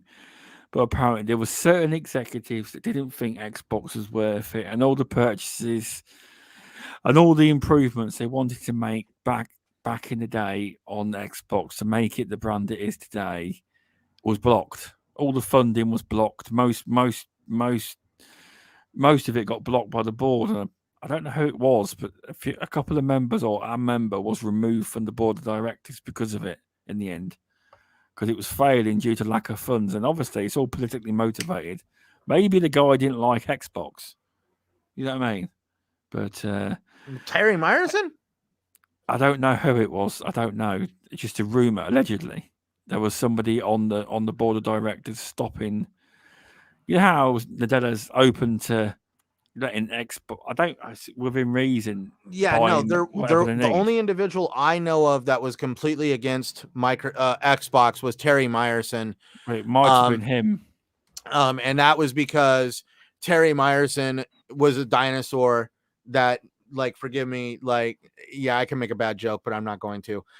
He was a dinosaur that really was under the Bill Gates era, because Terry Myerson was one of those that was from the Bill Gates era. And he basically wanted Microsoft to focus on what started Microsoft, Windows, creating products like the Surface and other. He saw gaming as nothing but a child's toy, and it had no place in a business amongst men and business style people. That was Terry Myerson. That's what it was then. And that's where I was even not a big fan of what because he held back funding because that was one of the big problems was nobody had been given the kind of control that Phil Spencer has ever received with Xbox until Phil Spencer. Until that point, all the guys had to answer to like Terry Myerson. And if you wanted anything to get up to Satya Nadella or Bill Gates at that time, you had to go through like a person like Terry Myerson. And most of the time, anything you were requesting fell on deaf ears because they didn't want the brand to be what it is now. In the end, they just gave up, I think, asking. Right. And that's where, if you actually want to see how that works, go watch Power On, that Xbox documentary. I need to finish that. Watch that, man. I need to finish it. It just shows the politics involved, and like they had to steal the operating software for Windows just to create the original Xbox. They had to steal from inside their own company to basically create the console. Yeah, Bill Gates went nuts, didn't they? Oh yeah, he lost his because they stripped Windows basically out of it to run the system. He went nuts in the end. He originally thought they were going to put the actual full suite of Windows operating software on the console, but the guys knew, they're like, it's not optimized for gaming. It's not going to work that way, and they stripped the operating system for Windows down to like a couple megabits. It was not a very large file. They only wanted it for it to basically to do the operations. It didn't want to have Excel, PowerPoint. Like somebody tried to say that people would enjoy sitting on their couch looking Excel spreadsheets on their Xbox. No. And they called the whole thing the Valentine's Day Massacre because the meeting took place on Valentine's Day. And Bill Gates massacred them in the boardroom because they had to reveal to him that not only did they take the operating software without permission, but they basically chopped it up into a very small, non-functioning part. Like if you were to put this operating software on a computer, the only thing it could do would be able to play a game, not do anything that Windows is known for. Yeah, because he even got asked, didn't they? So how do we get Office on here? Yeah. He was like, politely F off, you know. They didn't even say politely F off. They just they kept it to themselves that they weren't going to do it. They're like, well, he's going to find out eventually. But just that's where Microsoft has had a lot of uphill battles in getting the brand this far. And that's one of the things that I love about it. I mean, like, it's always been the battle of East versus West. And the Eastern gaming companies have always had a much easier time in getting mind share and getting people to have faith in the products that they release, where Microsoft's own internal company, like Seamus Blackley said it best, we're talking about the company that created Windows and Excel, and they're going to become a gaming hardware manufacturer. Is this even possible? Like, there was no confidence even within Microsoft that this would work. Exactly. I think they've come a long, long way to do. I think one day they will be the powerful force. But even now, as good as games consoles are, they still don't own the living room to this day. No console does. Even Jez Gordon said from Windows Central, he was on a podcast, he was said games consoles still don't own a living room. And he's not sure if they ever will. Well, at one time, when the PlayStation first came out, they were very close to essentially owning the living room when it came to computer entertainment. Because at the time, before PlayStation, the only way to have a premium gaming experience would be to go on PC. Because what Nintendo offered was very, very base. Like, no offense to Nintendo, but at the time, let's see, the 64 really brought in 3D gaming. But if I'm correct, the 64 came out about the same time as Nintendo. I mean, as Sony, but Sony offered a much more diverse and adult oriented style of gaming, where Nintendo was Nintendo. Yeah. And to like basically that completely made it to where they even talk about it in that Power On documentary about how essentially Microsoft owned the office. Like if you had an office in your house, you were probably more than likely using a Windows product. If you had a work office, a office at home, any kind of office style setting, Windows was pretty much the premier go-to platform that almost everybody was using. But they had no place in the living room, none whatsoever. And they saw what Sony was doing. And that made them actually want to fight for a place in the console industry, is because Microsoft wanted to have a place in the living room. They But now did. we fast forward to today, 2021. I mean 2022. I'm still running a year behind. 2022, we're Yeah. seeing that the living room is actually a consumer a boxing ground for companies. It is. They're constantly fighting over what apps go on your television. They're constantly fighting over what devices you're going to hook up to this television. They're constantly fighting over like stuff that ends up on your phone, where you get your music. I mean, it is a very large and aggressively competitive battleground for battling for people's dollars right in the living room. It is. It's crazy. It is. I do think the console and streaming games it may be there one day, but at least Xbox's plans is a plan for future. It's a long-term plan. It has to be. It does. See, no, and Xbox has always been looking into the future. As far They're very forward. and sometimes they've reached way far into the future and freaked some people out. I mean, like, Yeah. hey, we're gonna start buying games digitally on digital marketplaces. Yes. Oh my god! And you fast forward now, and that's what they're actually doing. It's fine now for people who just weren't ready for it. Oh yeah, and They weren't. And please, I don't want people to think that I am against like physical games or think it's like something cheesemo, but here, that way Stubbs can have a reaction. I'm sending you a photo of my wall. That now, don't get me wrong, the top two layers are actually all the games. I don't have like a massive amount of games, but Wow, you've got more than I have. Wow. no, well, that's the top. Now that's Xbox, PlayStation, PS4, PS5 combined. But that's where, as you can see, I'm actually a physical movie hoarder. Everything down below that is all Blu-ray and 4K. And that's because I understand now. Yeah, you could stream a movie. You could supposedly stream a movie at 4K, but I live in an apartment complex. If somebody downstairs all of a sudden decides to do some crazy crap with their internet, they could essentially bottleneck my internet. And in the middle of watching a 4K streamed video, all of a sudden my resolution drops down to 720. Now, if we're going to flip out in the gaming world over a drop in frame rate on a video game, I'm going to lose my damn crap over the fact that I have just now lost more than half of my resolution just because somebody did something to the internet cable and they created a bottleneck within the internet of my provider, nothing on my side. And that's where I watch all my 4K content, movies that I want to see in absolute true 4K. I watch them on a physical disc right in my living room, because at that point, that means if there's any fault, it's on equipment that I own.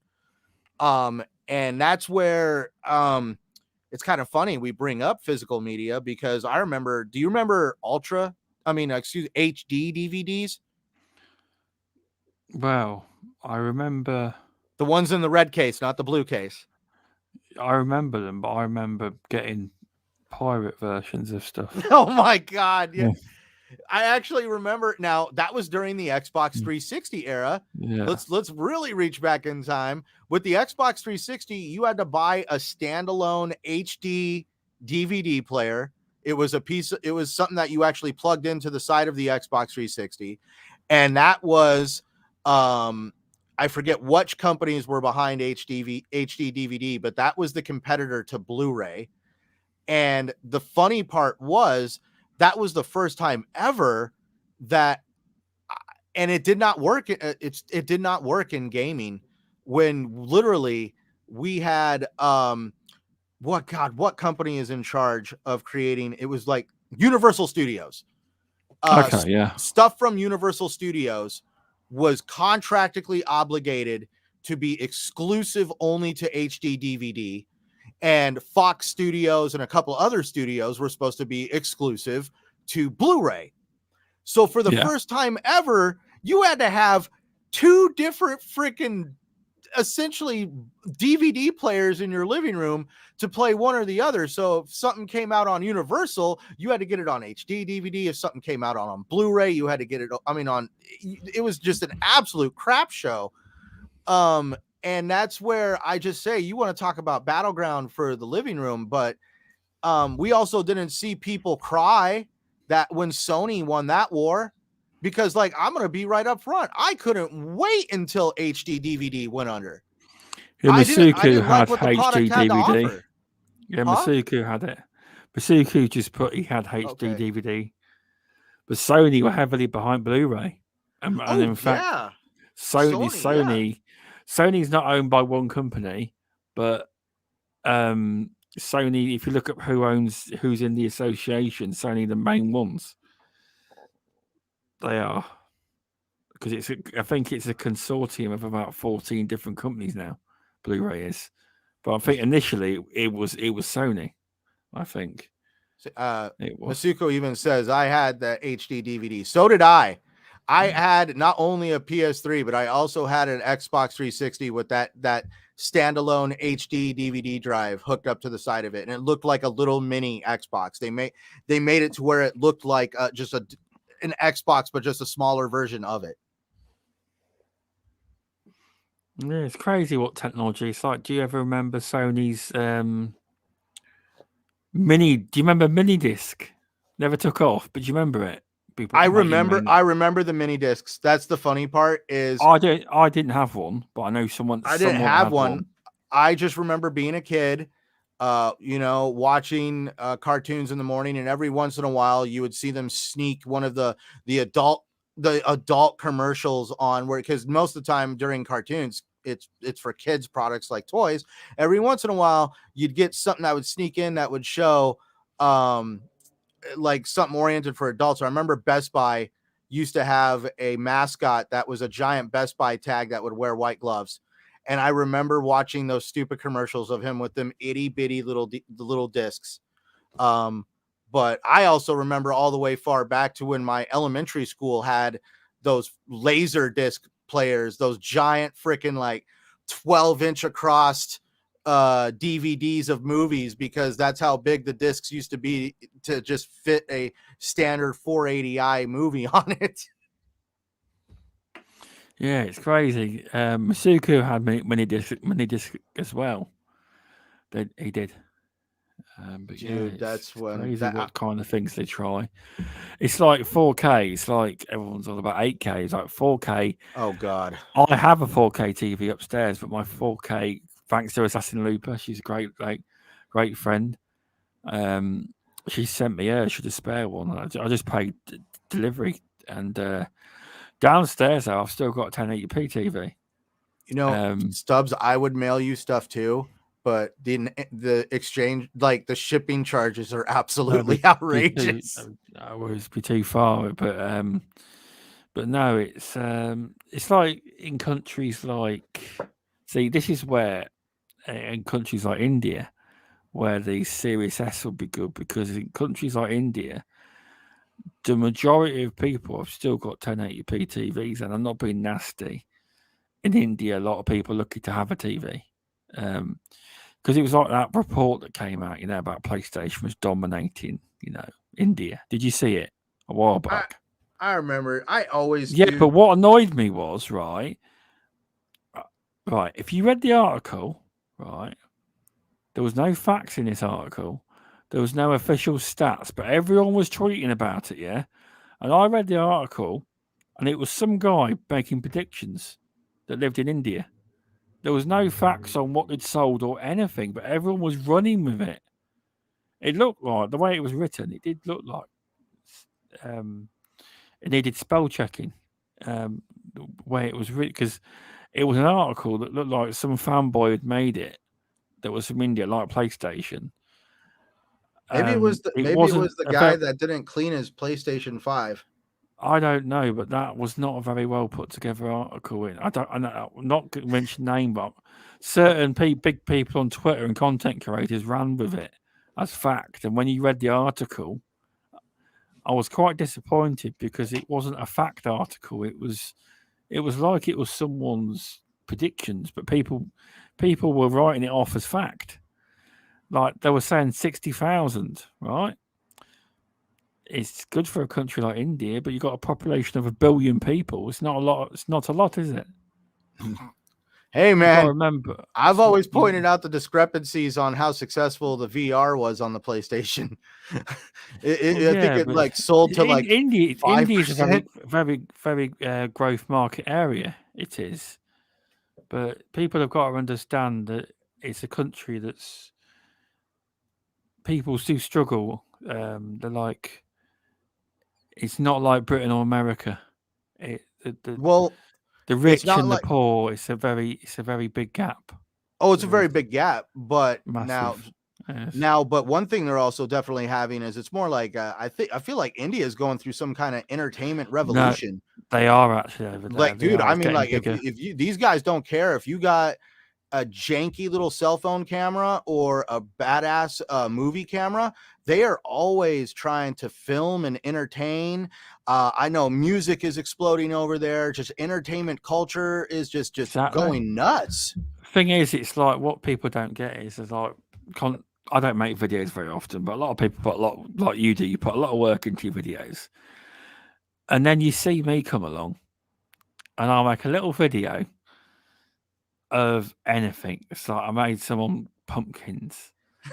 Remember that? I was like, what the fuck? How many thousand views I And got? I Like said, what the views. F? Because I was just like, man, How the I views I put like got. 13 hours into a video and this guy shoots a photo of a pumpkin for a couple seconds. And I'm like, what am I doing wrong? Because people now like content that's original. Well, original and raw and not edited. And it goes under a different algorithm. It goes organic, it gets pushed. Like them shorts get pushed. It goes, but obviously that sounds a lot, but in watch time it wasn't a lot, but it's still a lot of views. It was. My question is, if I got dressed up as fanboy and filmed myself for a few seconds, and maybe made some small edits. Well, you know that the tagline fanboy does well, so it might do well. That's so bad. That is so bad. See, I'm going to be upfront. I did fanboy as a total fun thing to just make people laugh. I had no idea until that day, like after I published the first video, and you like look at some of the keywords that people are finding your video under, and you find out the word fanboy is like up in the top 3. You're like, you're serious? People are actually typing in the word fanboy on YouTube and searching? And I don't mean like they're searching for me. I mean, they're just searching for videos that like make fun of people for being fanboys. Like I was just like, oh my God, I didn't know it was crazy. This bad. Well, the world of YouTube actually likes vloggers do very well, and people just use their camera phones now. They do. The content does better than someone who's spent 13 hours on content and one video, and someone who just literally used their camera phone to make some shorts. There's some big channels come out that are in the millions, and you look at all the videos, and it's all of them doing YouTube shorts. If you could get the right shorts and their algorithm, a couple of my shorts have failed. See, the only thing is, not many of them. I just know that doing fanboy shorts, I have to edit the footage no matter what, because I don't naturally sound that way. Yeah, I understand that. Oh no, you just let Massacre know who fanboy is. Oh no, you've exposed yourself. Yeah, I'm joking. I think he probably knew. I'm pretty sure the icon isn't a dead giveaway if you watch the videos. Exactly. But no, the content, it's weird. It has YouTube's changed, and people, that's like the rise of Chinese TikTok site. It's all really crap content. really, and majority of it's rubbish. But Well, it does well. The people love it. That's what people like nowadays. see, my wife got me into watching TikTok, dude. I'll I sit don't. down I don't sometimes have and a watch tick. TikTok with my wife. I have a TikTok just to like them. I have Yeah.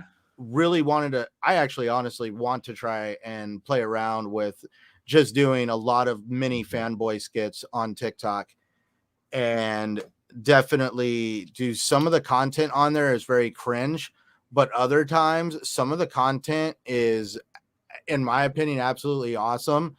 You can have anywhere from something very well professionally put together all the way to like just something just quick. And have you ever seen the one kid that has the little teeny microphone that gives breakdowns on animals? No. Oh, that's right. You don't. Oh my God, there's this dude on TikTok that holds a little teeny microphone. And like just today, I watched one on how he was talking about bison, but I've seen him also do ones on like cats and other animals, and it's really funny because he just gives a breakdown on how dangerous an animal can be in a very comedic way. And it's like almost educational and entertaining, all wrapped up in like 1 3-minute video. Yeah, it's crazy how it's exploded. It has, but people have got to remember is, I don't want to get down the rabbit hole. I'll quickly say it. I'm sure you won't go I in know, on we're it. getting down a rabbit hole. It's the way the Chinese have captured the world. Do you know what I mean? They've got an app that everyone loves. Which one's that? Oh, TikTok is Chinese. Who do you think's made this? Chinese company. Oh, That means the Chinese government could be watching all your phones. I forgot to You know see? somebody bought TikTok. Did they? I don't know. Now you're making me. I could have sworn like because they were getting rid of TikTok over here because of who owned it, and then all of a sudden it was like, Just looking it up now. TikTok. Oh, it's not coming up. TikTok. Wikipedia no one becomes up. No, I've got a different search then. TikTok is owned by Centurion. You just acquired it. Let's have a look. TikTok. it says Bite Dance. So look. And ByteDance. Nope. Yep, you're right. Oh well. The Chinese own it still. They were going to. Even Microsoft were talking about maybe buying TikTok, but they never went through with it. ByteDance Limited, are they Chinese? Let's have a look. They probably are. But yeah, I guess they're gonna slowly transition to something called a new company called TikTok Global. Yeah, they are Chinese, but it's obviously they want to change the name because they don't want people to realise that they are Chinese. You know, it is what it is. Level Dude, Infinite. If you see Level Infinite come up, that's 10 cents. That's 10 cents. They're now see, starting to. They're using the name Level Infinite, or Infinite Level, one of the two, and that's going to be their published. That's going to be their name on all the games, not 10 cents. see. But that we're going far too down the rabbit hole. No, I know.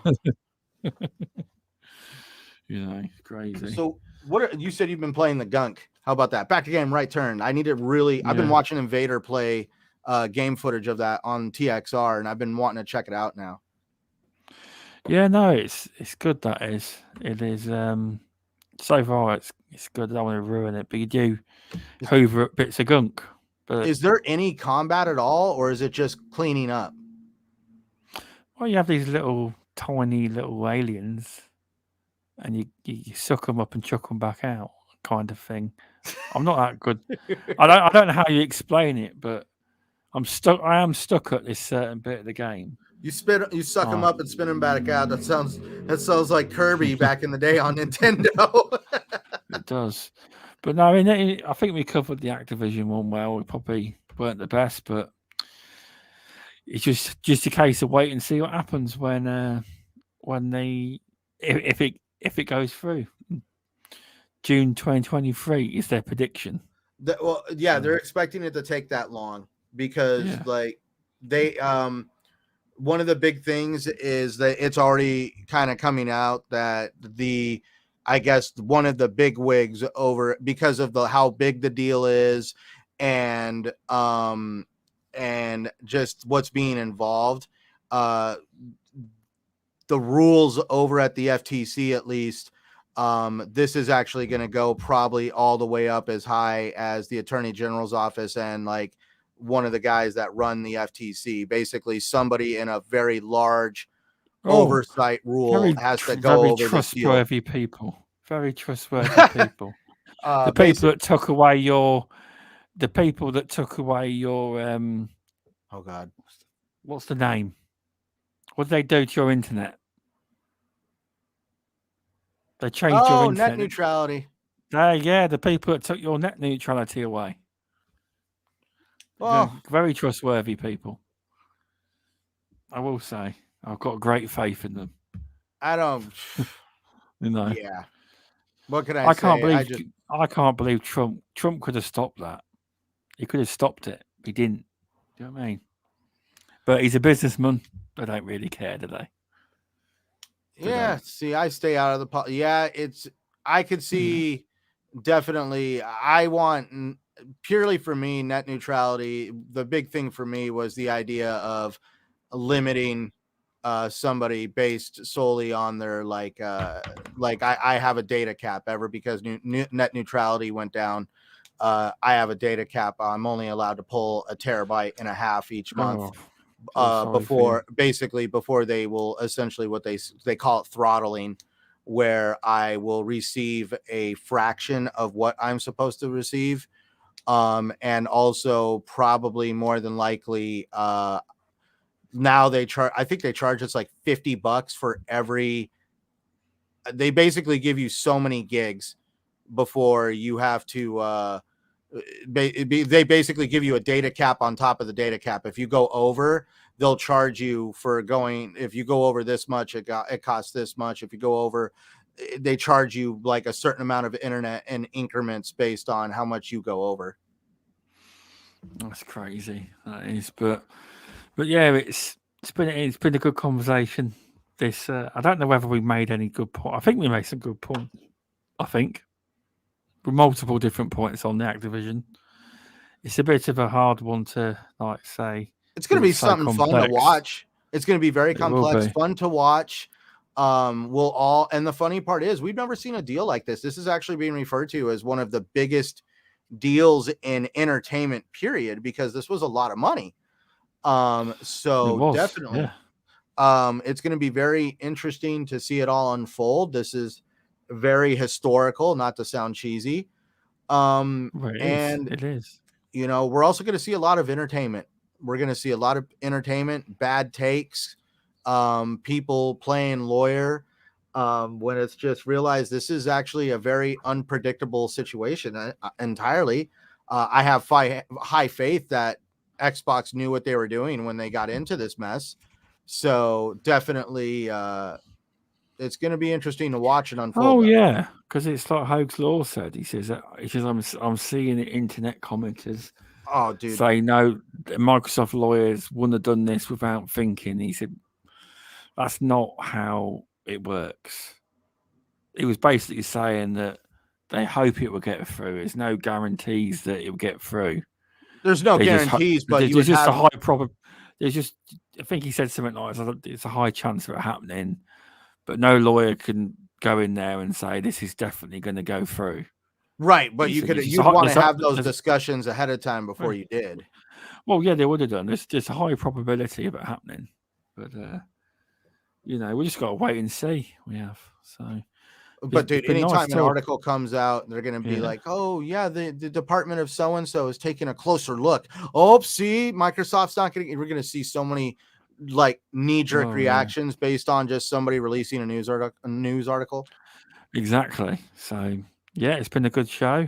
So thanks for stopping in, Masuku, Baldman Gamer. If you're catching on demand, a friendly pest, and anyone else that's catching it out after the fact, could you please, if on Apple Podcasts, please leave us. We are officially on there now. I've got it approved now. I can check the dashboard on Apple Podcasts. 5-star review if you enjoy the show. Also, Spotify podcast now has a 5-star rating review. You don't even have to write a review. Literally, just click the button and click 5 stars, and that will help push the algorithm, because this is a download podcast as well. We have 2 downloads so far, Centurion, on the Anchor right on. feed over all platforms. We're even on Amazon and all. You've got to start somewhere. Podcasting's not easy, and there's thousands and thousands of podcasts. But it's just something we do for fun, because we gained a subscriber this podcast, it seems, or we have done since I last checked. It says 22 subscribers, so we've got one more. It's not easy to get subscribers these days. It's not. No, but we also aren't, because of everything I've been doing, getting my mouth worked on. Yeah, definitely, it hasn't been easy to do them. With like when it's convenient for you and I, because we only really meet up on Monday. Yeah, well, yeah, I know what you mean. It's a bit of fun every 2. So far, it's every fortnight, but we'll see how it goes. But it's not all about subs, but it's all about the fun discussion. Some people seem to be enjoying the show so far, which is good. Thanks for stopping by, Masuku. So yeah, Masuku says it would be fun if YouTube had a 5-star thumbs up. Problem is, though, if they did that, people would just be putting 1 star, 2 star, like that. People can do that YouTube on used to Spotify. run off stars when it first came out. No, I did that. That's interesting. That is, but they don't even let you see the dislikes now, and I think that's financially and politically motivated. I just think it's big companies saying that, look at all these likes, it's damaging our brand, and I think that they've been complaining, and that's why they've removed. You know what one of the big ones was, right? Oh yes, GTA, wasn't it? No, it was Nintendo. Was it Nintendo? Yeah, it could be that, because they spend a lot of money with YouTube and advertising. That would be it. Like, do something called we'll pull the adverts. Their last Nintendo Treehouse event, I guess, got ratioed hardcore from some of the places I watch. I don't go and watch them, but it makes the topics for discussion and some of the shows I watch. And yeah, I guess they got ratioed pretty hard, and not long after, all of a sudden YouTube is like, we're going to start hiding the dislike number. Yeah, it wouldn't have took a lot, because they do spend a lot of money. Nintendo do advertising, so if they threaten them with advertising, pull all the advertising, then you'll get other people like Rockstar probably complained, because they got ratioed too, didn't they? And once you start getting a lot of them complain, they're like, they can do stuff. They're powerful. That's all it is. That's what it's about. It's not about them protecting because they made out it's about protecting the small content creator. Yeah, right, is it? They're trying to control public perception of a bad take, a bad product, Exactly. But yeah, it's been a fun talk. It has. Yeah, definitely. It's been good chatting to you. It has. But yeah, I will. Yeah, thanks for tuning into Plastic Platforms, everyone. If you'd like to like, share, and if you'd like to subscribe to the channel, if you're listening after the fact or on Spotify, please check us out on YouTube as well. The link's in the description. All the links are in the description to Centurion's channel and mine. But where can people find you if they want to find you, Centurion? Your amazing content, especially with your alter ego fanboy. So for those that are just looking for my content, you can follow me at Centurion1307 on YouTube. Just released a video there. Thank you to everyone who has tuned in to watch it. At least in my opinion, I felt it did well. So definitely getting ready to start another one. But you can also find me on podcasts like this one, Plastic Platforms. Like you said, we come on every fortnight. So, and then you can also find me every Sunday night on the TXR podcast with Invader Gaming, Ten Dog, and the rest of the great gentlemen over there. Whole long list of us. Yeah, very good show that is. TXR is, and yeah, Centurion's on good shows. You are. So, where can you find me? You can find me on this channel, Plastic Platforms. Please subscribe. And you can find me on Stubbs Gaming's YouTube, which is in the description as well. Wednesdays, 5 p.m. EST, 10 p.m. UK time, for midweek gaming, where we have weekly guests at the moment. We just talk about the latest topics, and it's all mainly about fun.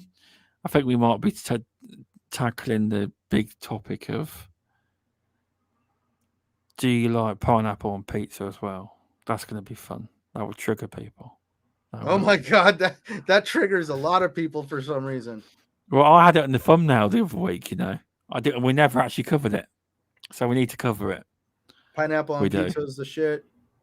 Yeah, it annoys people.